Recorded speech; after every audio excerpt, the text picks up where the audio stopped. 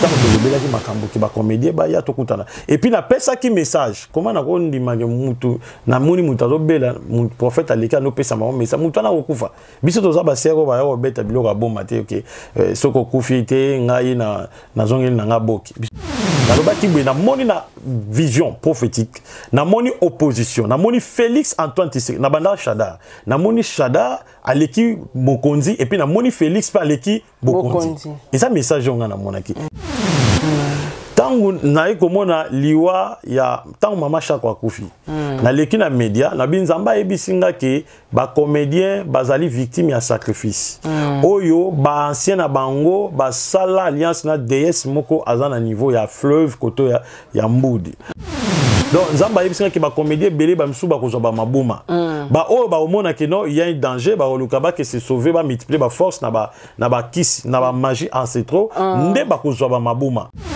On a pour ça connaissance, sagesse, on a pour ça question, répentance, on a pour ça délivrance, consultation prophétique. Au bout c'est loco parce que les prophètes azawan.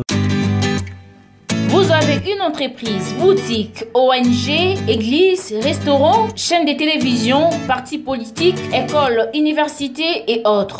Et vous voulez que tout le monde soit au courant de vos activités avec Muntu Technology, nous avons une solution pour vous. Nous avons la capacité de vous rendre visible dans le monde entier.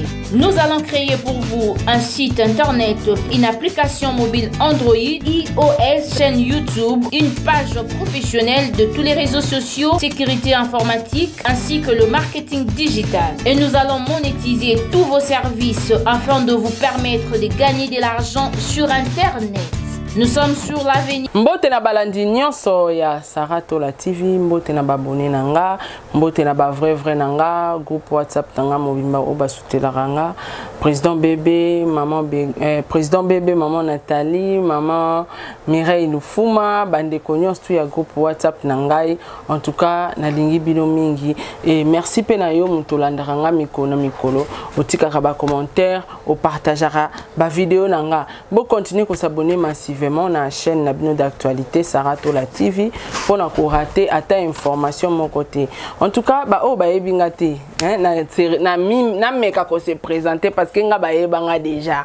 Je suis Saratola, votre animatrice des émissions en ligne.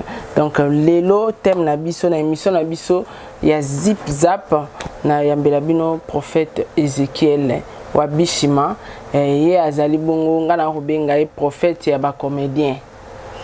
Pour liste ezoko bakaka ezo inda kaka actualité za makasi na monde ba comédien.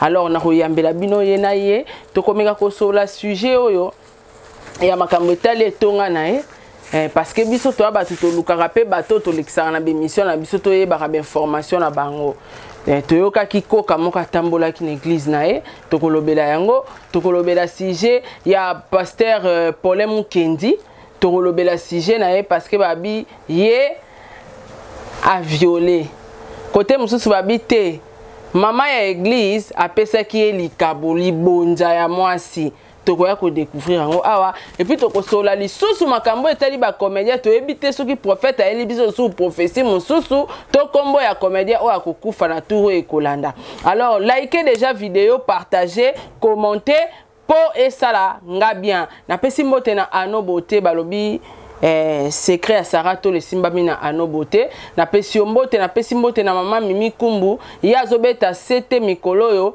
choko eza mabete pour conseil pe boyinda bolinko yinda te rendez-vous na atterrissage nango eza tampon ato yengi likola avion suka nango okitaka na tampon. Donc Montréal 15 basele na pesio mbote équipe technique nanga mobimba Maman Brenda la blonde na fondation na pesi mbote na mwana suka ba Mukendi Paul Mukendi o auti ko violete Paul Mukendi ya chroniqueur nanga. Donc na pesi mbote fungola biso na plateau to yamba invité na biso. Bonjour prophète Ézéchiel. Oui, bonjour ma sœur Saratola, nzamba pambola bino. Bonne santé. Nzamba zobate la biso malgré ndé dans le bas toujours malgré bitumbezanga raté mais yesu penza za vivant tozo bika na ngolo na ye.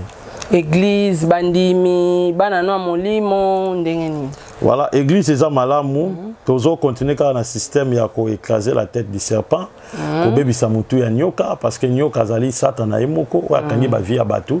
Nde mikolo toza mingi penza na mabondeli bana nzambe balanda biso penza bazo répondre massivement na mabondeli wana. Vraiment. En tout cas, merci beaucoup Koyambayo et prophète ngai nazaka na moi batu na ngai o ba pesaka nga moi d'information na source. Hier j'ai reçu pas mal des appels na bande comme soit ba prophète ya libanda ya mboka ba benga kinga pona makambo etali ba comédien. Mais ya mbotoko mawana na utozo information moko muta atamboli koka atamboli abwaki ba beki na église na yo.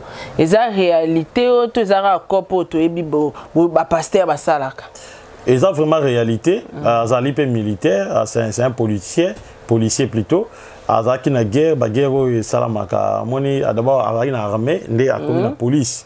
Ba guerre ça mazoa coup de balle, ndé a kenda na hôpital pe ba landela ye. Bon, malade ngeko ta bondo ki alibota. Ndé a komaka na problème a lokola tambola ka na beki, ba image za nango, na la koko sa mangambute. Bato ba sala ngo iza kokitisa Yesu. Biso bato Yesu abimela biso. Je pense que on peut l'un des jours, le 26 juillet 2010, na mona Yesu mbunzu na mbunzu, apé sangai. A couleur ni non? Yesu a na couleur arc-en-ciel.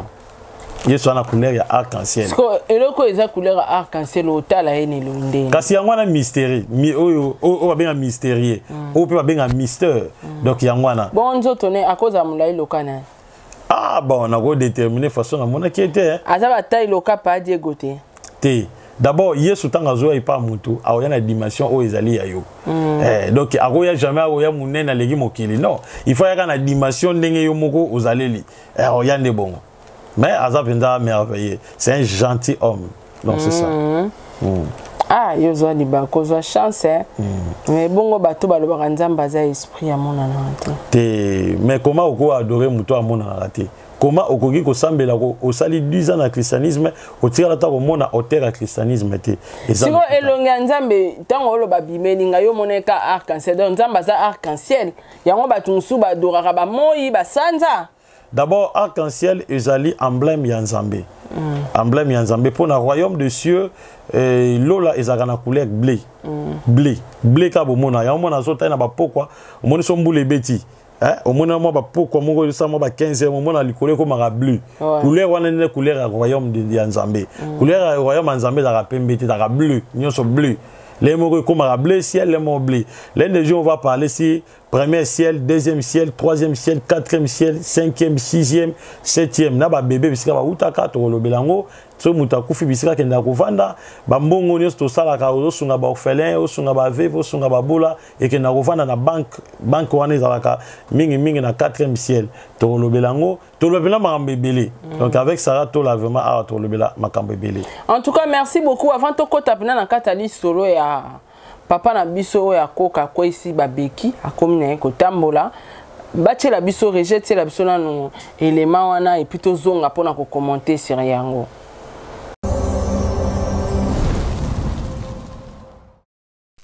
Pendant les guerres, dans les guerres de Kunda, c'est ça. Ok. Approche. Poussana.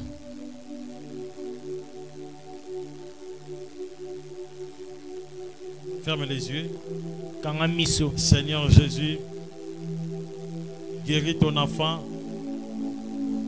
Guéris ton enfant. Guéris-les, Seigneur Jésus. Confirme ta parole, guéris-les. Guéris-les. Guéris-les. Enlève la douleur dans sa jambe. Au nom de Jésus. Au nom de Jésus. La douleur sort dans sa jambe. Quitte. Sors. Sors. Je remplis l'onction dans cette jambe.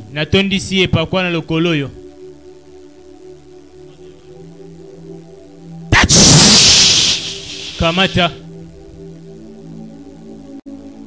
Au nom de Jésus. Au nom de Jésus. Il faut même enlever les caméras. Relève-la. Tombola ye.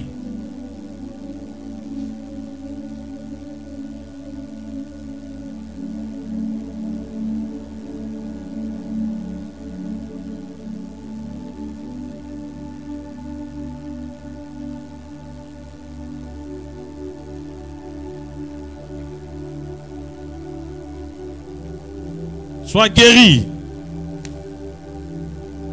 Sois guéri. Biki sama. Sois guéri. Biki sama. Sois guéri. Biki sama. Sois guéri. Biki Sois sama. guéri. Biki sama. Sois guéri. Biki sama. Sois guéri. Biki sama. Sois guéri. Biki sama. Sois guéri. Biki sama. Amène là ici. Non, laissez-les. Viens, viens, viens, papa.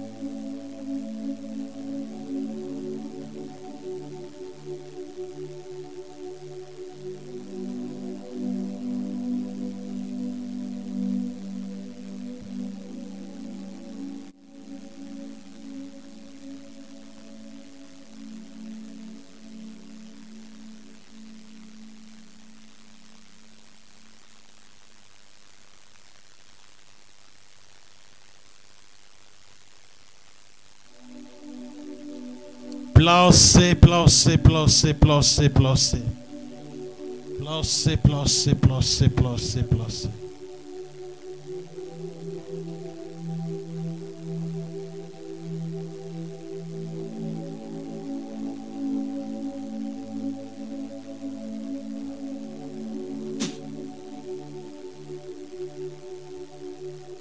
Au nom de Jésus. Laissez-les par terre. Botika inase.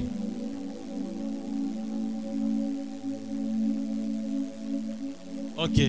Relève-la. Botele misaye. Dans ce béquilles. Pesa babeki. D'accord. Au nom de Jésus. Na kombo na Yesu. Va là-bas. Tambola kino na suka. Au nom de Jésus. Au nom de Jésus. Acclamez Jésus. Viens. Yaka. Au nom de Jésus. Acclamez Jésus-Christ.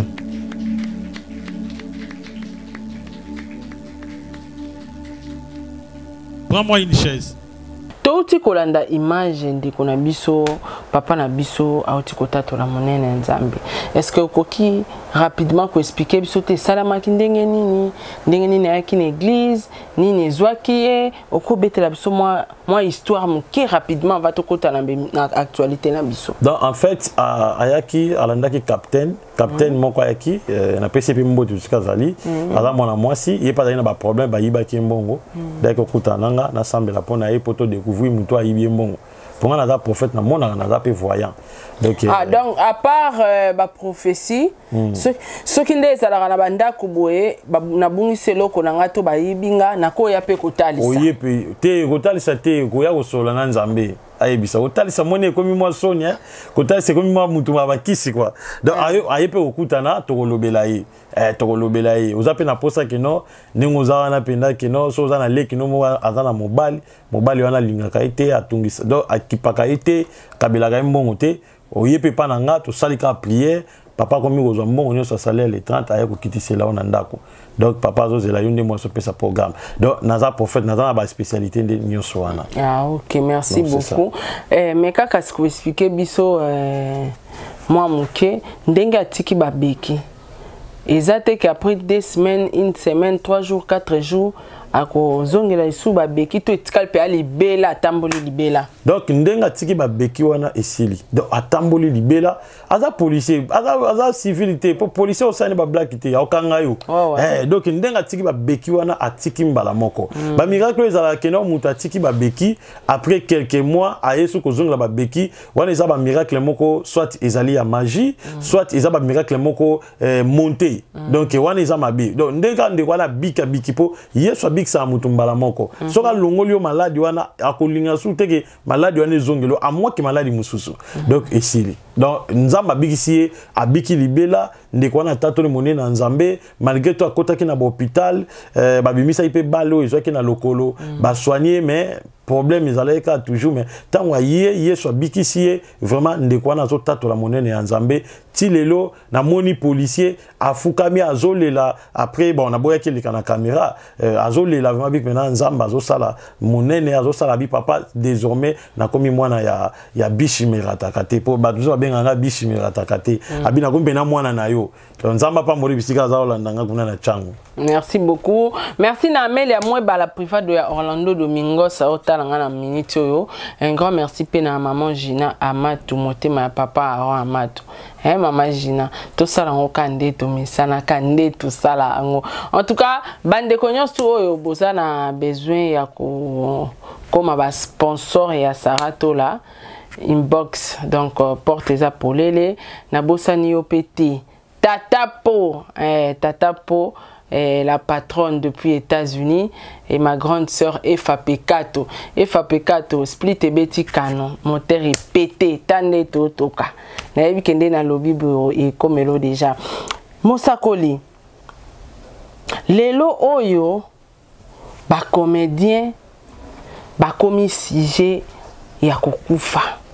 Et ezana ba quelques comédiens na sola ki pena bango balobaki ba prophète batalokuta ba prophète ne bazawana na minute oyo aotala déjà que tozana dina na hôpital tozana nani oh na so azobela Diana eza Diana nde tozana Diana na hôpital yandi mon spé santé mais eza mwandenge ya Monica ye moka timba Monica mon suspect ba kokipe kokufa aliboyemba mambo ekonyata biso ba professeur lokuta lelo lisusu na zongisi yo ozolo bana ba comédien nini nzamba lobi nini. Voilà, et vraiment c'est une très belle question. Au moni tango lobi eloko wana na yebi ke ba comédien bazaka ba incrédule trop parce que au moni soki bazo kufa boy parce que mitu makasi te type leki bango. Pourtant biso to ça ke mission awa si d'abord il y a maladie ya makase bima même na média bezala kité tant to lobela ki makambo ki ba comédien ba ya to kutana et puis na pesa ki message comment na ko ndima mutu na moni mutu azobela prophète aleka no pesa mama message mutu na okufa biso to za ba sero ba yo beta biloko bomba te OK soko kufi te ngai na zongeli na ngaboki biso za bongo te biso to za linga na za prophète oyo na za prophète un ministère na za prophète oyo na mikumisité mais avant na bima na média ndenge na bengi bino boye yo biso na ye c'est que nzamba lobi te moloba na biso pe shadari mamba shadari oloba na biso shadara kolwa shadara koleka nzambe ainsi dit l'Éternel mais les autres za na shadara na ebike ba congolais balinga mingi dossier à shadara ba yo ka prophétie wana na loba ki na moni na vision prophétique na moni opposition na moni Félix Antoine Tshisekedi na banda shadara na moni shadara aleki Mokonzi et puis na moni Félix pa aleki Mokonzi et ça message on a na monaki c'est ça la coalition. Vous comprenez mais combat shada nde yo kanaka liboso. OK. Mais pouvoir oyo eza pour nana yebe on te eza pouvoir négociable. Toboy kokota politique. Nana yebe on te eza pouvoir ya coalition. Shada Pepper nani FCC Félix bazana cash. Bango mutu bazaki na kibokonzi. Nde tozolo ba président Félix soki azokamba, président Félix azokamba aokamane na 2023. Ouais. Donc, président Félix mandat n'est pas en 2023. Prophétiquement, bané bazo na katia makamba poste bazala kina car bato ya nani ya FCC. Le komi elongo FCC to komi sous na plateforme sous président au travail nango. Donc, c'est ça la prophétie. Donc, prophétie pendant makambo coalition ou prophétie mona yango. Yango na sakola parce que bandeko ne na bara Shada et puis na lobi Félix. Ba on est so bien alors bara Shada non. c'était ba image ezali so ezali ba otinda ba image ezali donc c'est ça siko pona ba comédien nini ozo assurer batu nini zola kisa batu ke solo ba profession lobi pona ba comédien eza bongo eza makambo ya sirène wana ya pompage et puis ekoko kisama. D'abord, eloko na liboso bayebaka un prophète tango alobi likambo et puis nzamba confirmer likambo wana. Tango naye komona liwa ya tango mama Shako akufi. Na leki na media na binzamba ebisinga ke ba comédien bazali victime ya sacrifice. Oyo ba ancien na bango ba sala alliance na déesse moko azana niveau ya fleuve koto ya mbudi. Na pesi message na binzamba talisinga ke za comédien moko azamona mobala zo kufa bientôt. Comédien wana akufi. Et après comédien na Kadiombo. Tango na leki bisu na bike Monica Diombo nga ko wana ko bino boyamba kinga. Monica Diombo nga kei ezape na comédien mususu yo tuninga yi aza mobali bendelinga bi aza mwana mobali. Tozana papa Guy Mario. Et après papa Guy Mario na sakole lisusu ezateke nazoya ko sakola eza makambo na mona pona mona ki papa Guy Mario et puis na ko mona mususu okufa azape ka mwana mobali et puis ba kolanda na mwasi pa ozape na kata okufa eza message na monaki nde tozabe chaîne ezolandana et après yango nzamba lobi ba mususu ba kozwa ba maboma.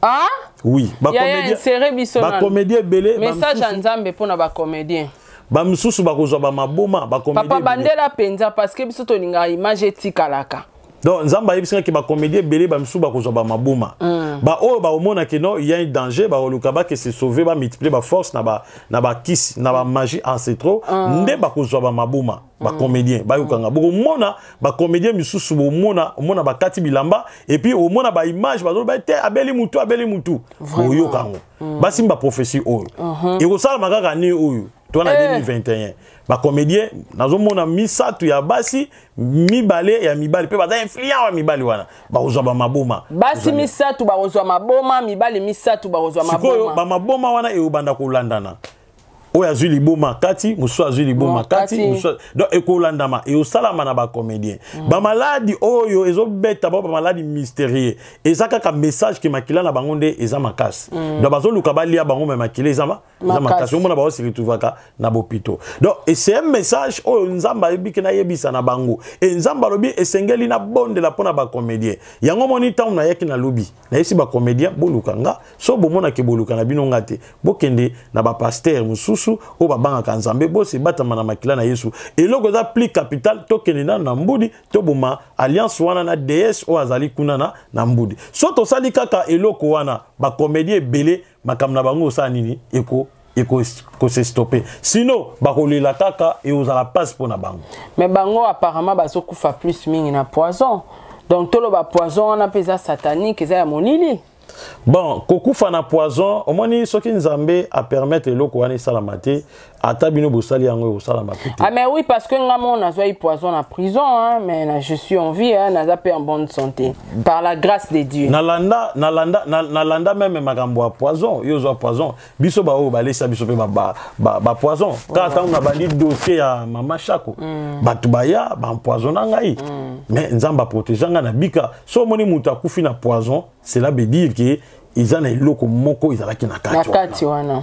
Donc yango moni ba comédien na ebike bondi mangote. Ba comédien bazolobela bango tant mosakola zolobela ba comédien il faut qu'on insérer parce que yende aza star ya émission nzamba pesier pouvoir ya parole ya koya ko s'adresser na bandeko na biso ba artiste ngana lingana nga bango mingi ba comédien na ba musicien na lela bango fort na ebike ba comédien ndenge bozawana boko ça doute non ça non et ça baisse na posa baisse Sarah to la TV talama vraiment na ebisi bino boy tant to yaki to leka ki aw bamsu na tala ba commentaire poto ndima keza ya solo pesa biso ka kombo to ebi kaza mwana mobile pesa biso kombo et puis muto ata Guy Mario akufi na ebisa ki Guy Mario onyo kisiko Guy Mario abengenga senga bolimbis abinga makomela ki ona commentaire souci na ngeza ke to zela ka te ke salami to leki na émission mais esengeli ba comédien ba poussana tant ozo beta kelelo il est temps donc ba comédien que tu sois bon de la ka ou bien bon de la te ozana ba jeep ou bien ozana ba jeep te yo yebaka ete liste na bino ekenda déjà na se ya mai esengeli bopusana boleka na délivrance sinon bokosila année oyo donc année prochaine ekozala kutunde terrible wana ekozala lokola neti coronavirus nde ezolia bango po année prochaine kozala terrible comédien nyonso oyebi ke oza comédien obima na te osala kombo na mboka oza cible oyo nzambe azobisanga eza ya solo nayebi ke eza na bacomédien mosusu pendant ke na oloba motema na bango ebeti epuis baondimaka eza ya solo lokola motema no ebeti numéro eza wana obengi biso so toluki saratola tokutani na yo tosali prière en dehors ya caméra tocha caméra te po baso bakazali no tocha caméra en dehors nga nazalo wa ba okende obondela na ba caméra te ba échoué en dehors ya caméra na yebisi bino même akambo ya mbudi wana moi j'aimerais même que ça en dehors ya caméra tokende o détruire sirène wana en dehors ya caméra tous les comédiens ya mboka Congo yebaki oza na kati ya liste omoni papa de la foi osimba te omoni papa de la foi papa de la foi nzambe atiaki lokola liso ba comédien mais balingi koyokela pasteur de la foi raison pour laquelle nzambe abimisi ba pasteur kutu bazala kuna ba comédien te biso ye po tokende kolobela bango donc ndenge naza awa lokola boyoka papa de la foi te nzambe alobi na yebisa bino boza na risque makasi boza na risque makasi makila na bino esengeli et rempli partout salamaki na DS aza na mai ya fleuve à partir ya ancien o bazala liboso et puis na omoni TV bio mususu omoni bato bazana sima ya commandité ya papa Guy Mario bato wana nakanisi ki bino pe bokufa boyebe loko bosalaki bato o bazo o babundisi Guy Mario bato abundisi Guy Mario bato bapesi accès wana pour attaquer Guy Mario spirituellement. Donc Guy Mario azaki na liste te Guy Mario azaki na liste mais abandé ko bima partir ma bondeli ba prière okay. Mais il y a des gens au dans la kati ya domaine ya occultisme ba comédien ba pesa ki accès il paraît ba bi muyombe koshi te wana nga na ebité wana na prévité pe na ebité mais nzamba talisi ngai et ana main noire ma aza comédien aza peka o comédien munene ya mboka yango nazo ebiseke faut se repentir et puis molima papa Guy Mario nanu ekete ezasko wapi ezotambola kaka na Congo kaka ezaka na Congo awa et puis binoka bomona makam susu na boya koloba te papa fungola biso tango fungola biso molimo Guy Mario ezotambola eza wapi donc ndeko Guy Mario molimo na ye ezotambola parce que accueilli avant l'âge donc accueilli avant son temps tant na ye nanu ekokite omoni mwasi na ye soki botuni mwasi ne bovanisi mwasi na ye naza prophète mamu nazoloba so vanisi mwasi na ye yana makambo mwasi na moni avant papa Guy Mario akufa nzamba talisa ye ezala makambo papa Guy Mario amoni pendant kazaki na ba moment critique na mbete hôpital oya yebisa mwasi na yebi na ba révélation papa Guy Mario pese yemo pe mwasi amonango ayebi donc mwasi nenga zana ayebi déjà que batu oyo bazaki na se ya maladie ya mobali na yebi malade ya mobali eza maladie mo mystérieux Azawana et puis j'ai vraiment prié beaucoup pour cette femme. Azam moi si mon motema monene, nzamba pambole makasi et puis c'est une combattante. On a kolo bandé azana qui soutient makasi ya mabondeli. Donc batu moni biso basali nzambe oko semble la peine église nanga. Mais soki yo moko oza penza bien protégé pe makasi te ngolo bakate lokoza na église nanga ko kufate no. Okufa. Donc okufa no kaka. Donc bisika ndeko bandé ko sambela ba soutenir pe na mabondeli. Mais il y avait des trahisons aux Israéliens dans le domaine ya ba comédien. Ya on a si ba comédien bi sikano so bazali yo yebi ko za na magie, oza na nini. Nzamba lobe loko sa na kati na bino eza obesa no maboma. Bobela maboma. Donc bo se repentir. Ba oyo baza na kati ya liste o ba na kisité. C'est le moment bo luka biso to sambela pona bino. En tout cas, merci beaucoup papa wana ala ki bongo message pona bande ko na biso ba comédien. Ngana ko insister kaka boya bomona musakoli. Boya bomona musakoli. Boya bomona musakoli. Bosolo la lobi sans caméra. na privé. Donc voilà, merci beaucoup vraiment. Les lopendo yaki plus copé ça sous message. Et ça lokola nzamba kola kiso okobelela ba comédien avant et comme trop tard ba lukayo bosala ba prière pour na ko détruire sirène wana. En tout cas, merci beaucoup papa nanga pour na message o elibiso lelo. Et to côté na point moko yo posa mosai na nzambe likambo ya pasteur Paulin Mukendi. Pasteur Paulin Mukendi. Lelo bakateli ba ane belé na prison. Asalaki malamu to asalaki mabe etant que yo mosai na nzambe. Wana eza viol to eza violté. Vraiment maman ezali bien pour la question botuningai omoni pasteur Paulin Mukendi, ça me fait très mal pour mon amusali en Zambé et puis atéaka bien pédant makasi bakateli et puis nazoka moi vraiment bande ko na biso pa pasteur mais Israël bazaki soki na kati na bande ba otambola muninga na bango asali grand besoin azana makasi te ba bazaki na sima ba kundi grand besoin wana mais ozomona basali en Zambé bazo sangana pe ko zobundisa yi et puis banani ba congolais kaka ah na indi ba oboma biso au moins ba indien ba mobiliser ouais mais biso ba congolais toza ba tumo boy comme si que so toke libanda mboka to kana eni moko ozakana vaut mieux que to fana na biso ah moi bolingo mais soka congolais ke libanda mboka ko makana eni bato yo basali tout bala musa dossier ba aider maman wana ce sont des congolais en fait likama pasteur Paulin ezaboy pasteur Paulin ava bala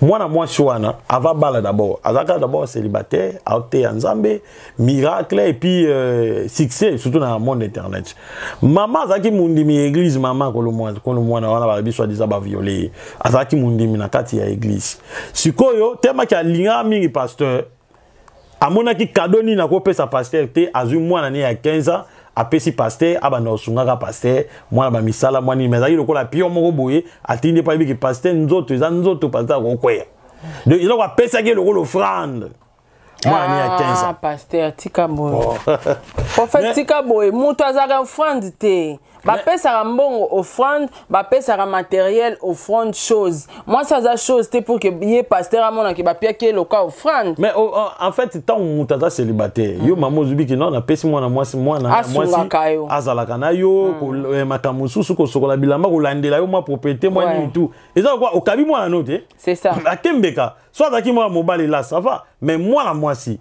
o pesa ki pasteur tant a pesi pasteur étant que mutu parce que normalement logiquement ezaki apesa qui est étant que abala mwana na ye wana donc beaucoup lié pe abalié donc abala ye en dehors ya 15 ans bon abazela kola donc pasteur le quoi pas zalaki mutu toza bato eza na pasteur moko teke oya ko lobake non ngai na zabu ata moi ça za bulumbu nzote ko sala te lukuta tous les prophètes ya Congo awa nzote ko tele makaka pour ce était mito za impuissant pasteur ko kakite pasteur bandi ko liande ko wana siko tangu mwana yo ko pusana olie pasteur pe abala pende kwango c'est ça on va pesa ke lokola cadeau bon akutani na ba gumu susu ake obala sero bazana elelo tanga bali sero ne ça que maman découragé maman a décidé à longwa église tangu alongwa esko église nde maman paswana na mwana mwasi na paswana ba ko vanda tant ko si 31 ans na succès na liwo pasteur problème kenda zuyo taka succès comme na mobalo mta divergent mobalo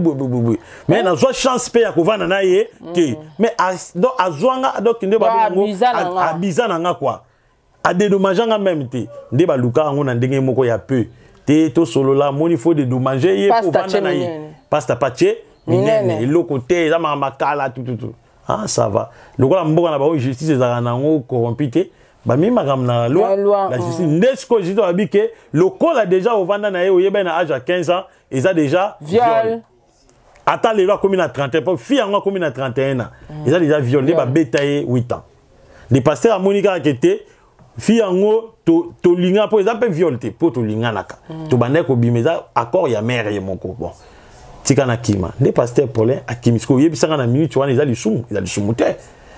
sumute asali décision na ye donc il akimi na iti akimi Canada aluka ngao na sepla yane na Congo o mboka bana na bana aya kovanda ne a continuer ministère donc asali pe lisumuti mais dans un sens que non ayeba inde ko traiter ko boma moto wana te donc alinga inde a traiter a boma moto mais ayeba kinde ko boma moto wana te atale kaka honneur azana yango popularité batunyo so bana simana ye voilà nde loko isali ke ndeko na mboko a évolué makasi asali vraiment musala nzambe pe makasi lelo to mona mboma ya musala nzambe église monene lelo yo babia ko ki so azawana ba okanga pendant 8 ans donc c'était ça le problème so ni mingi conseil ni ko pesa bon conseil na ko pesa ndeko Paulin d'abord ko kimo akimi zana no bien nenga kimo bien oui ko kimo akimi zana no bien azape na mobali donc asali loko moya propre ndenga kimi ngana on sepela na yana na Congo avant luka nzamba kende bazamba baluzizila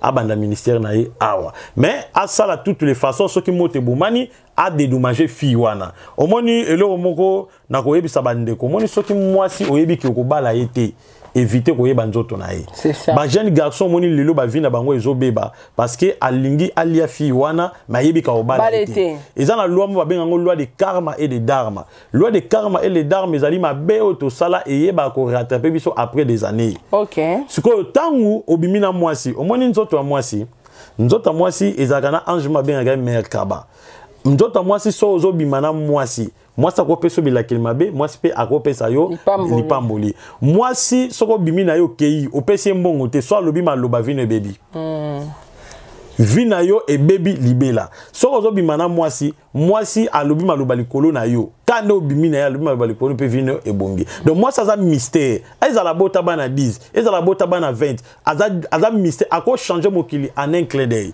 siko tango yo bimina mwasi wana honorer mwasi wana te OK yo bimisi ki yaya mwasi wana il peut faire tout il peut même te détruire il peut même détruire ta vie il peut détruire même makamu nyoso ya ta vie na yo yango moni so Paulin lelo a comme un problème parce que cette fille là a eu une décision pour détruire donc c'est un peu ça en tout cas merci beaucoup prophète Ezekiel na banza tokomi vraiment okoma na suka ya émission na biso na ebité soko zara na programme ya culte to programme ya ba internaute na yo batala kayo opesa programme pe opesa message na o ya suka pona batu nyonso to batala kayo na ba o bazo croire na profession zo pesa te pona ba comédien bon ngana opesa bango ka message na bandeko nyonso batala kangai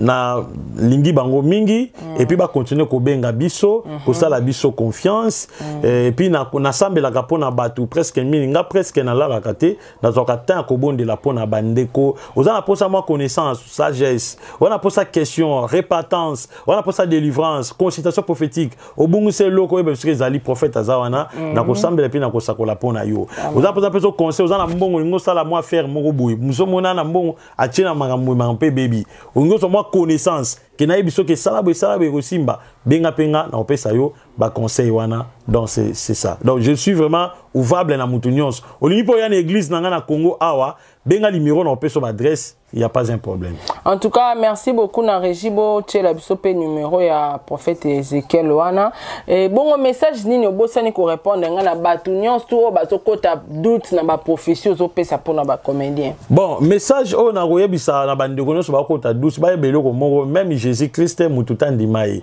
minorité kaka ya batu bandimaye mais majorité baboya ka Yesu mais ba yaki ko ndima Yesu tangu Yesu akufi ake asilisi mission na ye nde ba ko ndimaka ah vraiment réellement il était un prophète et puis un prophète chez lui bandimaka et puis tout prophète au bandimaka été c'est un véritable prophète so moni prophète batu ba détester ba boya c'est comme musala nzambe so moni prophète ba lingé monde mobimba c'est qu'un aventurier donc c'est ça la loi de la nature donc tant batu ba boyinga imenzamba kokisa batu bazo mona nyonso na to nzamba zoloba ezokokisama donc preuve ezali ba image pezali donc c'est ça en tout cas merci beaucoup prophète tokomi na suka émission na évité so za na quelques dédicaces ya ko pesa na ba sœur to ba frère na yo ba soutenir yo koki ko dédicacer ba vraiment na pesi mbote na maman maman Karine depuis Potokuna Europe na pesi mbote na maman Liliane maman Marie-Claire maman Isabelle maman Christine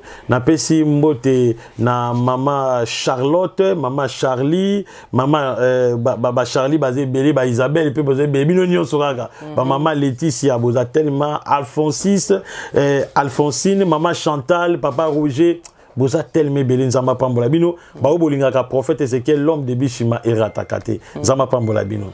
Merci beaucoup, prophète Ézéchiel. Merci na Paulin Mukendi. Merci na 15 Bassele derrière la caméra.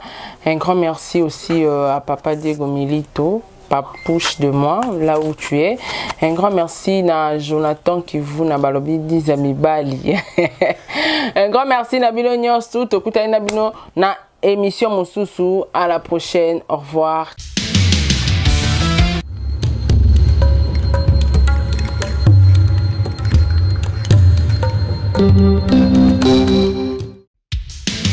Merci. Joie libre. Donc, c'est que la comité, vous signez content en Aïe. Mais pour vous, mon bien, vous avez la chaîne mon corps. Sarato la TV. Vous abonnez. Vous m'avez content en Aïe.